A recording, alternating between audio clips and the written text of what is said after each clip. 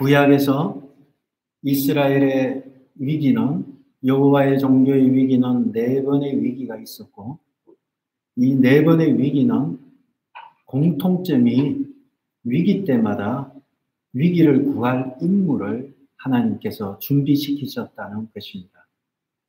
애굽의 노예 생활에서 희망이 없는 그들에게 하나님께서 모세를 준비시키셨고, 사사시대 후반기에 지도자가 없는 상황에서 하나님은 사무엘이라는 선지자를 준비시키셨고, 우상 숭배로 인해서 온 이스라엘이 영적인 위기에 빠졌을 때에 하나님께서 엘리야를 준비시키셨고요.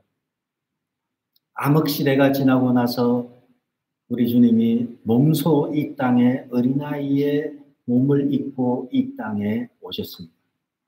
그래서 교회 구약의 역사뿐만 아니라 교회사를 통해서도 위기의 시대에는 하나님께서 특별한 성령을 통해서 주의 사람들에게 은혜를 주시고 놀랍게 회개운동이 일어나도록 하심으로 위기를 돌파하게 하셨습니다.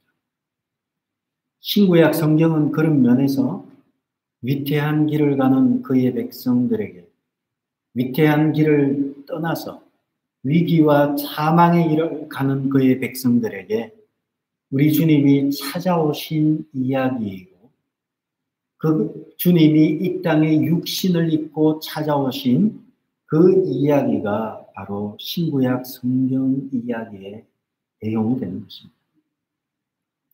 우리가 주님이 찾아오실 때의 특징을 살펴보면서 요엘서를 함께 보려고 합니다. 주님이 찾아오시는 이 현상을 이어판이라고 우리는 부릅니다. 신현 현상이라고도 합니다. 주님이 이 땅에 오실 때의 특징은 무서움입니다. 그래서 오늘 우리가 읽은 본문에도 여호와의 크고 두려운 날이 이르기 전에, 그래서 크고 두려운 날로 기록이 되어 있고요. 출애굽기 19장에도 보면 우리 주님이 시내산에 강림하실 때에 우레와 번개와 빽빽한 구름으로 인해서 진중 모든 백성이 다 떨더라. 그래서 주님이 찾아오실 때는 엄청난 진지함과 두려움이 임하게 되는 것입니다. 하나님이 찾아오실 때의 특징은 이와 같은 진지한 두려움이 있습니다. 그래서 이사야 선지자는 주님의 음성을 듣고서 말하죠. 화로다 나여 망하게 되었도다. 주님을 찾아오셨을 때 엄청나게 진지해지고 또 어떤 면에 있어서 두려움에 사로잡히게 되는 것입니다. 그리고 주님이 찾아오실 때의 특징은 엄청난 신지식이 전가됩니다. 우리가 성경책을 읽고 막 이렇게 하면서 얻는 지식이 있지만, 우리가 성경책을 읽고 암송하고 이렇게 얻는 지식과 비교되지 않는 엄청난 지식이 성령을 통해서 찾아올 때가 있어요. 주님을 만나면 이러한 한순간에 엄청난 것을 알아버리는 거죠.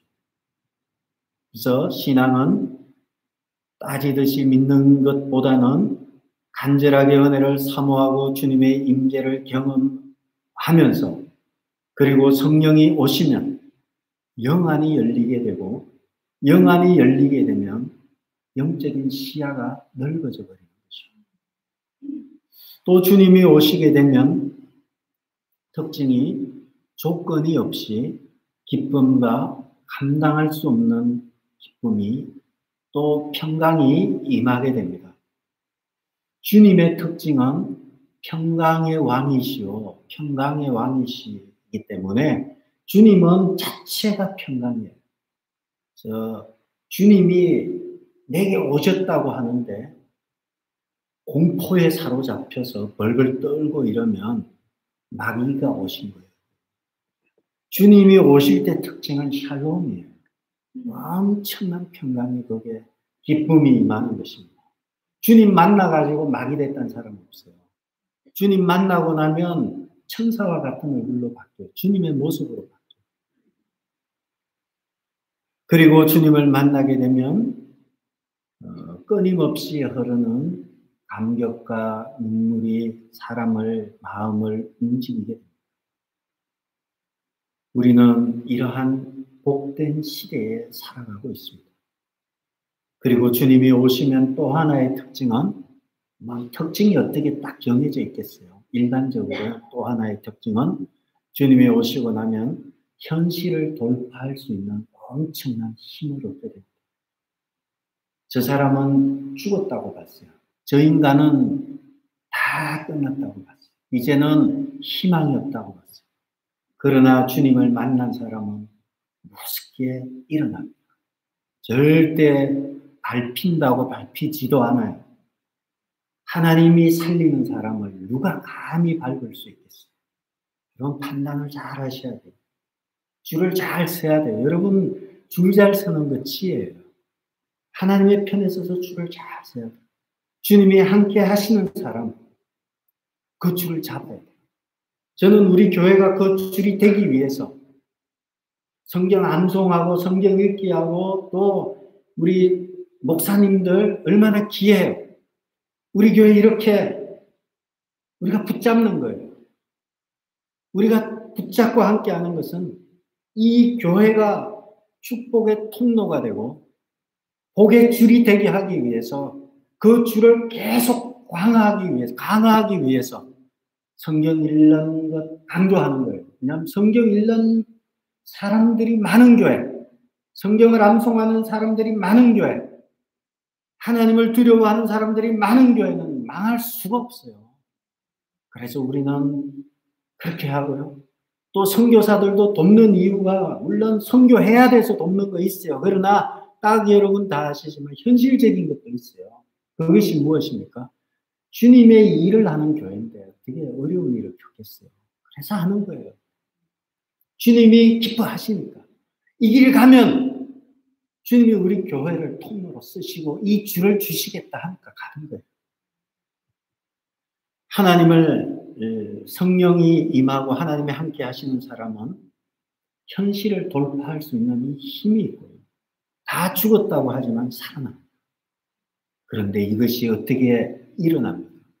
예배를 통해서 성전 되신 우리 구주 예수 그리스도 안에서 하나님을 만날 때 이러한 역사가 나타나는 것입니다.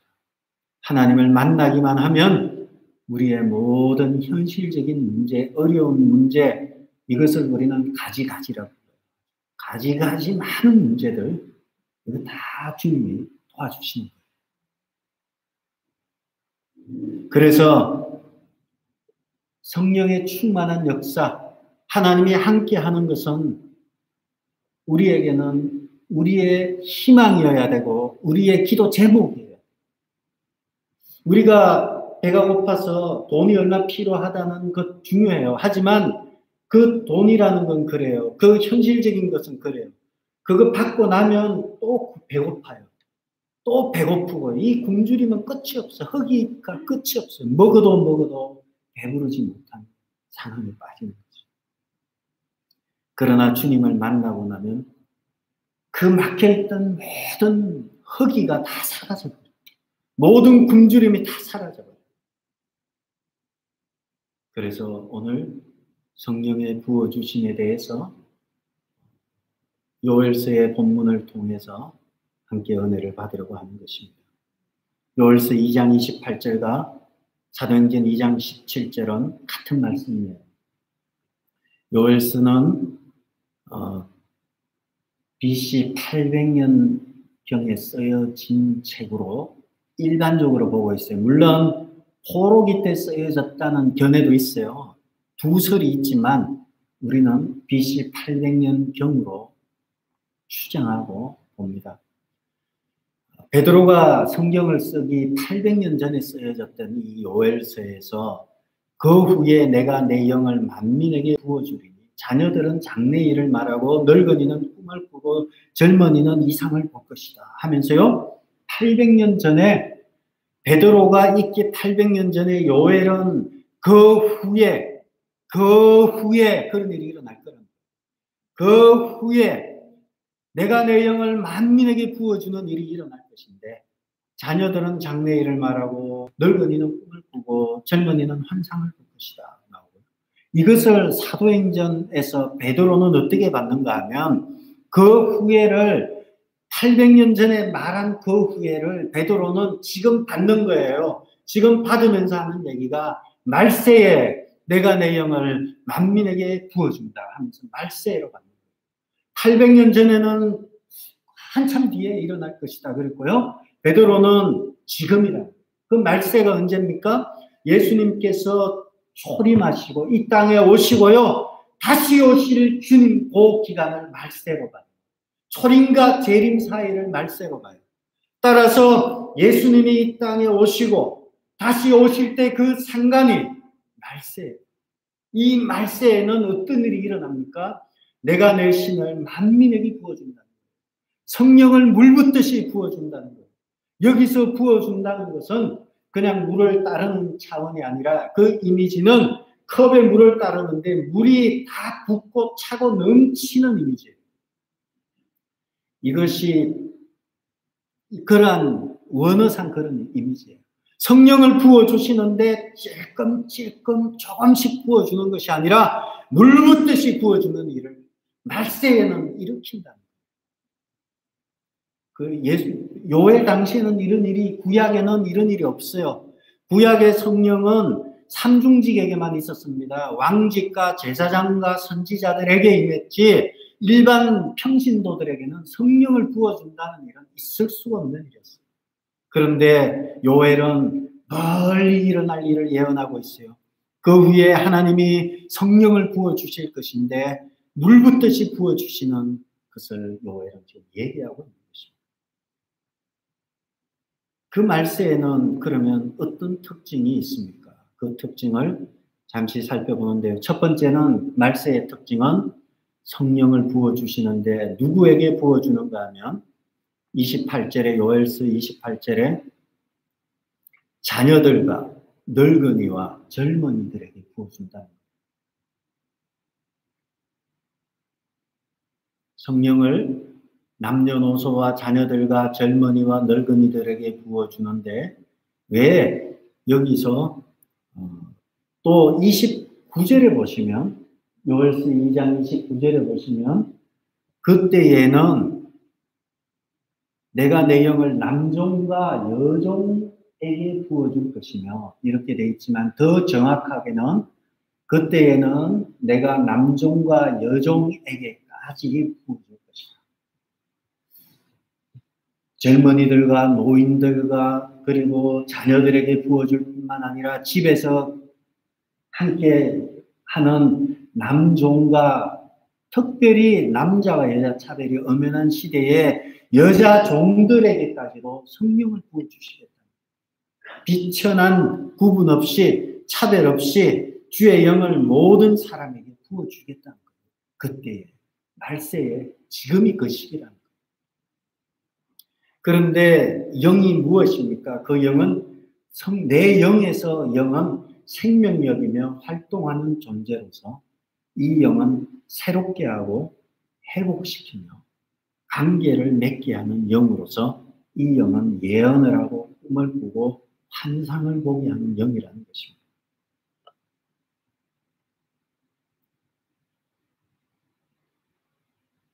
이 성령이 임하게 되면 늙은이들이 꿈을 꾼다 해서 보던 대로 나이가 들어서 육체가 새하여지고 이제 흰머리 백발이 되고, 그럼에도 불구하고 꿈을 꾸는 거예요.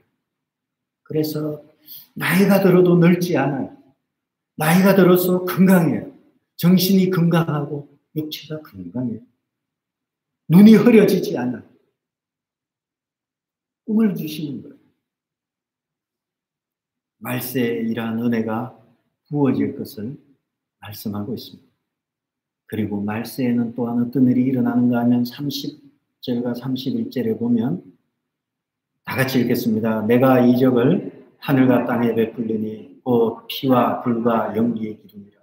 여호와의 크고 두려운 날이 이르기 전에 해가 어두워지고 달이 빛빛같이 변하리라. 말세에 일어날 일이 또 어떤 일이 있습니까? 하늘과 땅 해서 이것을 우리는 천지라고 불러요. 천지라고 부르고요. 31절에 해와 달을 뭐라 부르나요? 일월이라 불러요. 해와 달. 그리고 별들까지 하면 일월성신이에요. 천지 일월성신은 이방 종교 사람들이 아주 이것은 자연의 변화에 대한 초자연적인 변화에 대한 자연을 숭상하는 사람들이 하는 것이 천지 일월성신에게 비는 거예요. 그러한 하늘과 땅과 해와 달과 별들이 문제가 생기기 시작해요. 그래서 하늘과 땅에 베푸는데 하늘과 땅에는 피와 불과 연기 기둥이라고 하는데 이 연기 기둥에 대한 얘기는 오래전부터 1940년대쯤에 이 주석 같은 데 보아도요. 이것은 아마도 폭탄이나 당시에 폭탄이나 화산이나 지진으로 봤어요. 당시에. 뭐 꼭 그렇다는 건 아니에요. 하늘과 땅에 이적을 베푸는데 하늘과 땅이면 여기가 하늘이고 여기가 땅이고 저 위에가 하늘이잖아요. 하늘과 땅 사이에 솟구치는 연기 기둥이 피와 불이 있다는 거예요. 이 불이 뭘 의미하나? 굳이 해석하려고 할 필요는 없어요. 이것을 또 이렇게 말씀드린 대로 원자폭탄이나 불로 심판을 하는 이미지를 연상한다. 요엘의 예언이니까 확인된 것도 있지만 아직도 우리가 확인되지 않은 것도 있어요. 그러나 분명한 것은 하늘과 땅에 우리가 정상적으로 생각하지 못했던 일들이 일어난다는 거예요. 피와 불과 연기 기둥이 솟구치고요. 그리고 31절에 보면 해가 어두워지고 달이 변하고요. 달이 어떻게 변하나요? 빛빛같이 변하는 일들이 나타난다는 거죠. 그래서 이것은 천지 일월성신의 초자연적인 현상이 일어나는 격변의 날이 일어날 것이다. 언제요? 여호와의 날이 이르기 전에. 여호와의 날이 이르기 전에 이런 일들이 나타날 것이다. 만약에 여러분의 생전에 이처럼 상상도 못한 크고 두려운고 무서운 날이 이르렀다면, 그리고 여러분의 생애에 초자연적인 공포와 충격에 사로잡히는 날이 이르렀다면, 또 이런다면 우리는 하나님의 날에 하나님이 오시는 전조 현상으로 봐야 돼요. 우연한 자연현상이나 과학적인 현상으로 과학자들은 설명을 하려고 해요. 당연히 그렇게 하겠죠. 과학자들은. 그러나 과학자들이 할 수 있는 건 너무 우리가 의외로 너무 많지 않아요. 제가 한 3개월 전에 메릴랜드 기도원에 갔다가 온 적이 있는데 일기예보를 보니까 비가 아침에 오는 것으로 나와요. 그래서 아침에 빨리 출발하지 않으면 메릴랜드 그 기도원이 홍수로 이렇게 막힌대요. 그래서 빨리 가라고 해서 올라오는데 메릴랜드에서요 뉴저지까지 오는데 한 4시간, 5시간 걸린 것 같은데 거리가 꽤 먼 것 같아요. 260마일 되는데 비가 계속 오는 거예요. 메릴랜드에서 여기까지 비 오는 게 뭐 중요하겠어요. 그죠? 이 비구름대가 얼마나 넓은지 메릴랜드에서 여기까지 250마일이나 되는 그 거리를 이거를 누가 해석을 한들 어떻고 해석을 안 한들 어떻고 과학적으로 비구름이 일어난들 어떻고 안 일어난들 누가 이것을 통제할 수 있겠어요? 우리는 이것을 받아들일 수밖에 없는 거예요. 그냥 해석하는 것뿐이에요. 그 비가 끊임없이 계속해서 몇 시간을 오는 걸 보면서 몇 시간 오는 곳을 뚫고 오면서 하나님이 하시는 일이라는 것은 너무 대단한 거예요. 우리 머리로 자꾸 판단하고 우리 머리로 자꾸 뭘 아는 척하고 엄청나게 교만한 거예요. 우리 머리는 그렇게 똑똑하지 않아요. 주님이 하시는 일은 한 땅에 기초를 놓고요. 하늘을 세우고 그 별들을 만들어 놓고 천지를 만드신 그분의 일이에요.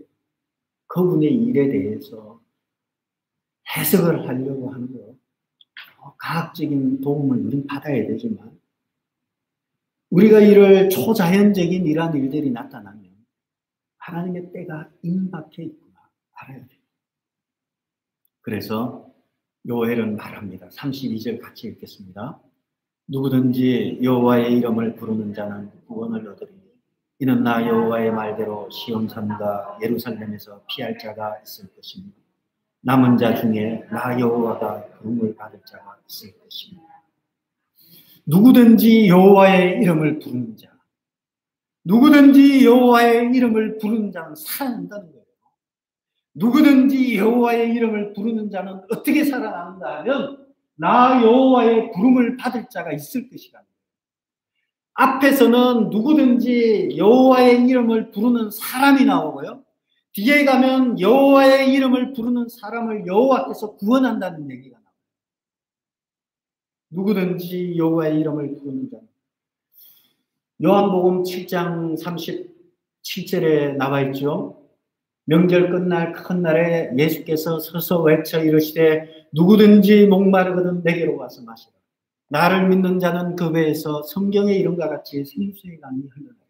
누구든지 목마른 자, 누구든지 여호와의 이름을 부르는 자는 구원을 얻는다. 언제요? 말세에 주님의 이름을 부르는 사람은 구원을 얻는다. 그러므로 요약하자면 말세는 천지 일월 성신, 하늘과 땅과 해와 달, 초자연적인 천재지변이 동반한 날이 올 것이고 고통스럽고 무서운 날이 올 것이며 이때에 하나님께서 그의 백성에게 성령을 부어주실 것이라는 이 성령을 부어주심으로 잃어버린 하나님의 모습을 우리는 되찾게 되고 이 성령에 의해서 교회는 인도함을 받고 이 성령으로 말미암아 교회는 교회다운 모습으로 드러나는 것입니다. 따라서 교회는 숫자와 교회는 건물에 있는 것이 아니라 하나님의 영광을 아는 것이 교회예요. 그리스도인들은 이 땅에 살지만 이 세상 소속이 아닙니다. 우리는 이 땅에 살지만 이 세상의 지배를 받지 않아요. 그래서 우리는 두 가지로 여러분에게 말씀드렸죠. 이 세상에 동화된 그리스도인과 이 세상 속의 그리스도인으로 나누었습니다. 세상에 동화된 그리스도인은 노미널 크리스찬이에요. 똑같아요. 세상 사람과 똑같이 살아가요. 이름은 그리스도인이에요. 그러나 이 세상 속의 그리스도인은 세상에 살고 있지만 세상 속에서 하나님의 통치를 받는 사람이에요. 그래서 세상 속의 그리스도인으로 살아가는 것입니다. 성령이 그래서 여러분의 심령 가운데 부어질 때 우리는 그때야 깨닫게 돼요. 이것이 생명이구나. 성령이 우리 안에 물붓듯이 부어질 때 이것이 진짜였구나. 이것이 나의 것이구나. 알게 돼요. 그리고 성령의 충만함을 받고 나서는 내가 가지고 있던 이 모든 것이 비너이자였구나. 아무것도 아닌 것이었구나. 나는 이 아무것도 아닌 것을 위해서 전부를 걸고 살아왔는데 은혜 받고 보니까 아무것도 아니었구나. 잠시 가지고 있다가 갈 때는 다 내려놓고 가야 되는 것입니다. 진리를 알게 되면 진리가 자유케 하는 그런 엄청난 은혜를 경험합니다. 그러므로 우리가 성령의 충만함을 받게 되면 하나님의 영광을 아는 사람은 남들과 다른 이유로 기뻐하고 남들과 다른 것으로 소망하면서 눈을 멀리 바라보게 되는 것입니다. 그렇다면 어떻게 우리가 이 위기의 때에, 이 어려울 때에 성령의 충만함을 받을 수 있습니까? 우리가 지난 시간에 요엘서 2장 12절, 13절에 보시면 여호와의 말씀에 너희는 이제라도 금식하며 울며 애통하고 마음을 다하여 내게로 돌아오라. 13절에 너희는 옷을 찢지 말고 마음을 찢고 너희 하나님 여호와께로 돌아오라. 금식하고 울며 애통하고 마음을 다하고 마음을 찢고 어떻게 해요? 여호와께로 돌아오라. 내게로 돌아오라. 반복해서 말씀하고 있습니다. 그렇게 하면 18절에 여호와께서 자기 땅을 극진히 사랑하시어 그의 백성을 불쌍히 여기실 것이라. 사랑하셔서 은혜를 베푸신다는 것입니다. 그러므로 성령을 부어주시는 목적은 잃어버린 영광, 잃어버린 모습, 잃어버린 것을 회복시키기 위해서 성령을 부어주시고 주님이 찾아오시는 것입니다. 성령이 부어지기 전과 부어진 이후가 다릅니다. 성령이 부어지기 전에는 책이, 돈이, 명예가, 직장이 전부인 줄 알았어요. 그러나 주님의 은혜를 받고 나서는 주님의 은혜가 중요하다는 것을 깨닫게 됩니다. 그리고 바로 하나님 그분이 내 삶의 전부임을 알게 됩니다. 내가 믿는다고 하면서 얼마나 하나님을 업신여기고 거짓되게 알고 헛된 자랑을 하면서 살아왔는가를 깨닫게 되는 것입니다. 그러므로 주님의 은혜를 받아야 합니다. 주님의 은혜를 받지 못하면 세상에서 자기가 제일 똑똑한 줄 착각하면서 살아가는 것입니다. 똑똑하지 않으면서도 똑똑한 척 착각하고 살아가면 좋지만 똑똑하지 않은 척 알면서 똑똑한 척하고 속이면서도 살아갈 수 있어요. 우리가 이렇든 저렇든 주님을 모르면 위선 속에 살아가는 거예요. 똑똑해도 위선이고요. 못 배워도 위선이에요. 이 헛된 자랑 때문에 내가 얼마나 침체에 빠졌다가 벗어나기도 하였음을 깨닫게 되는 거죠. 그래서 하나님을 만나야 합니다. 하나님이 함께 하시는 것을 깨닫고 하나님을 몸을 다하고 마음을 다하고 그리고 금식하기도 하고 울면서 애통하고 마음을 다하고 마음을 찢고 주님을 만나기만 하면 그렇게 이 세상의 것에 목숨을 걸지는 않습니다. 성령의 부어주심의 역사를 경험하고 나면 내 신앙이 좀 엉터리였구나 깨닫게 되고요. 주님이 주시는 방향으로 갈 수 있는 것입니다. 그리고 이유를 알 수 없는 평강과 기쁨이 마음속 깊은 곳에서 계속해서 차고 넘치게 되는 것입니다. 하나님의 영광이 이렇게 존귀한데 세상 유혹에 빠져서 내가 살아왔구나 깨닫게 되는 것입니다. 그래서 너무너무 기뻐서 울고요. 또 과거의 죄로 인해서 너무 슬퍼서 울고요. 또 막 웃다가도 울고요. 울다가도 웃고요. 계속 울기도 하고 웃기도 하고 그러면서 알 수 없는 막 천국을 경험하면서 땅을 밟고 있지만 땅 위에 떠 있는 그런 은혜를 체험하게 되는 것입니다. 교회는 이런 영광이 있어야 합니다. 우리가 예배 드릴 때마다 말씀을 듣고 기도할 때마다 말로 할 수 없는 평강이 말로 할 수 없는 기쁨이 우리 심령 가운데 계속 솟아나야 합니다. 샘솟듯이 솟아나야 하는 것입니다. 그래서 우리는 모여서 예배드리고 모여서 기도하고 찬양하는 것입니다. 사람들은 혁명적인 변화를 갈망하지 않는 한 다 노예와 같아서 매여 있는 것에 익숙합니다. 그러다 보니까 이 사슬을 끊고 나가면 얼마든지 나갈 수 있는데 매여 있는 이 사슬을 끊는 것을 굉장히 두려워해요. 이 모든 사슬을 끊고 움직이기 위해서는 주님이 주시는 성령의 충만한 역사와 성령이 주는 조명을 받을 때 가능합니다. 우리는 경험한 것 외에는 몰라요. 나는 내가 경험한 것만 아는 거예요. 그러나 주님 앞에 매달리고 기도할 때 내가 경험하지 못했지만 경험한 것보다도 더 확실한 믿음을 가지게 되는 것입니다. 하나님은 나를 도우시고 하나님은 내 편이시고 하나님이 나를 사랑하시고 하나님이 나의 힘이시고 반석이시고 요새시라는 사실은 내가 생각하고 경험한 것보다 훨씬 더 큽니다. 그래서 환경이 어렵고 현실적으로 힘이 들고 이런저런 문제로 어렵지만 분명한 것 한 가지는 하나님은 내 편이시라. 하나님은 나와 함께 하신다. 하나님은 나의 반석이시고 하나님은 나의 힘이시고 하나님은 나의 요새시고 하나님은 나와 동행하신다. 이 믿음이 너무 강하니까 경험한 것을 초월해버려요. 그래, 내 경험은 이것이지만 하나님에 대한 믿음은 경험을 초월해서 가는 것이에요. 사람들은 미쳤다고 봐요. 말이 안 된다고 봐요. 현실적으로 맞지 않다고 봐요. 어떻게 1 더하기 1은 2인데 너는 1 더하기 1을 3이라고 하느냐. 경험적인 것만 강조합니다. 믿음의 차원은 한 단계 높아요. 우리 주님은 1 더하기 1을 바꿔주기도 해요.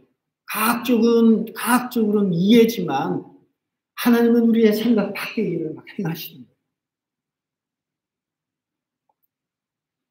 성령의 위대함은 바로 이와 같이 얼매이기 쉬운 모든 사슬을 끊어버립니다.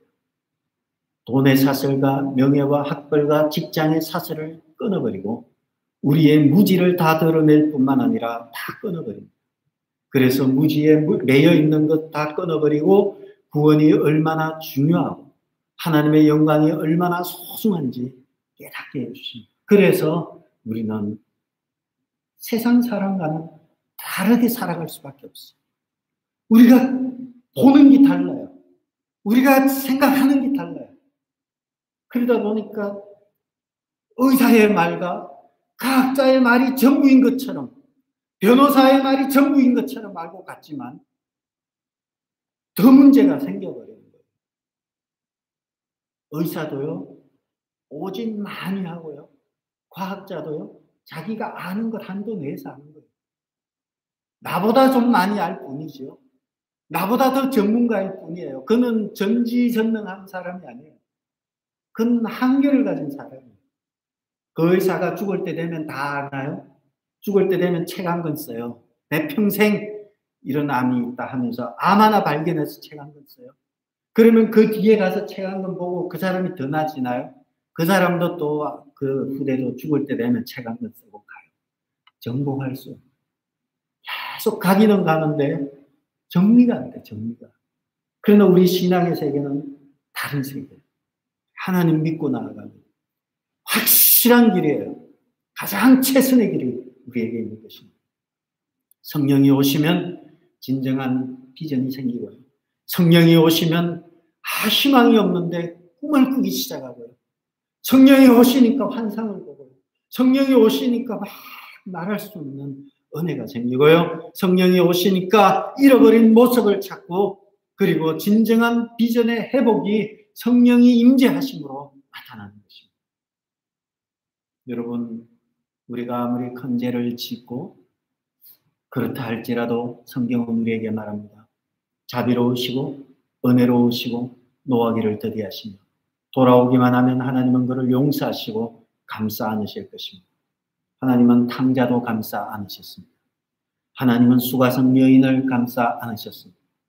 하나님은 여러분을 왜 감싸지 않으시겠습니까? 사슴이 시냇물을 찾기에 갈급한 같이 우리가 주를 찾기에 갈급하고 검은 보화를 찾기 위해서 열심히 뛰어다니는 것처럼 검은 보화를 찾듯이 하나님의 영광을 찾고 찾는다면 여러분은 그분을 만날 것입니다. 그분을 만나야지 모든 결과가 나요. 해답이 나와요. 그분을 찾는 흉내 내는 정도가 아니에요. 마음을 다해서 찾아요. 어떻게 해요? 사슴이 시냇물을 찾기에 갈급한 같이 우리가 검은 보화를 찾기에 갈급한 같이 그분을 찾고 찾는다면 만나게 될 것입니다. 만나고 나서 그때 생각하시기 바랍니다. 만날 때까지는 딴 생각하지 마시고 만나고 나서 문제 해결하려고 하세요.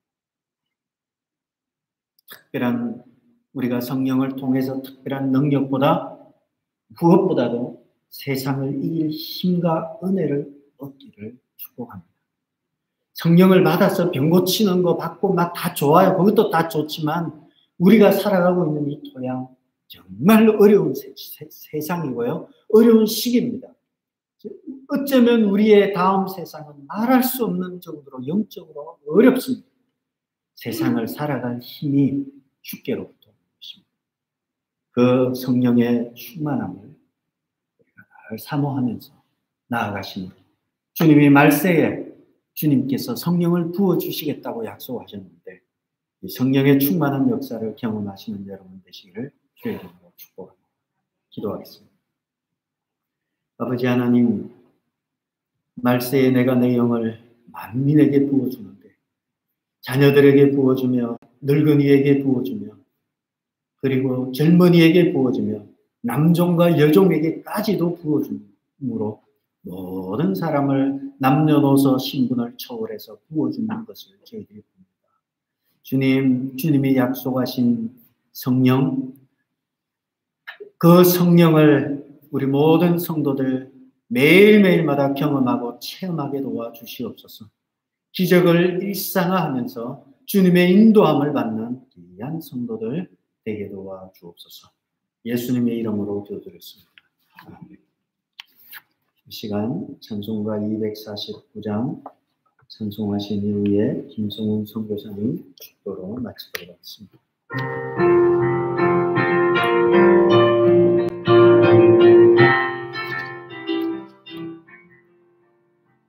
주 사랑하는 자 다 찬송할 때에 그 보좌 앞에 둘러서 그 보좌 앞에 둘러서 그 영광 돌리세 그 영광 돌리세 저 밝고 지옥성 향하여 가세 내 주의 찬란한 성에 찬송하며 올라가세 주 믿지 않는 자 다 찬송 못하나 하나님 자녀된 자들 하나님 자녀된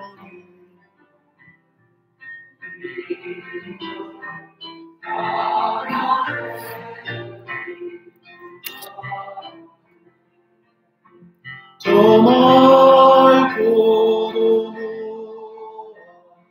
지어서 향하여 가세 내 주의 찬란한 성에 찬송하며 올라가세 내 눈물 다 씻고 늘 찬송 부르리 저 임마누엘 주 앞에 저 임마누엘 주 앞에 영광 누리리 나 영광 누리리 저 멀고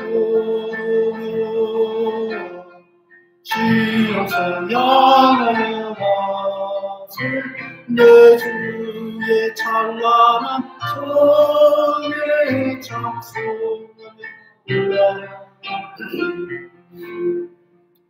제가 친교를 위해서 기도하고 우리 선교사님 축도를 마치겠습니다. 아버지 하나님, 조영길 목사님, 조은혜 사모님, 또 생신을 맞아서 주님 앞에 친교로 성도들을 섬깁니다. 지금까지 우리 하나님 영육이 강건하게 하시고 건강하게 인도하여 오셨는데 이 땅에 다음 남아있는 날 동안에도 우리 하나님 늘 건강하게 하셔서 성도들에게 말씀으로 또 바르게 지도할 수 있게 영육의 총명과 강건함을 허락하여 주시고 특별히 사모님 생신을 맞았는데 내년 생신대까지도 우리 하나님께서 함께하여 주시고 두 자녀들 위에도 우리 하나님 함께해 주셔서 어디에 있든지 자녀 손들 모두 하나님 앞에서 건강한 자녀들 되게 도와주시고 가면 갈수록 더 믿음이 깊어지고 성숙해지는 귀한 믿음의 큰 가문 되게 도와 주시옵소서. 예수님의 이름으로 기도드렸습니다. 기도하겠습니다. 사랑의 주님, 우리에게 주님을 믿는 열심을 주셔서 더욱더 감사한 것은 주님이 사랑하는 귀한 종 이상만 목사님의 입술을 통하여 전달된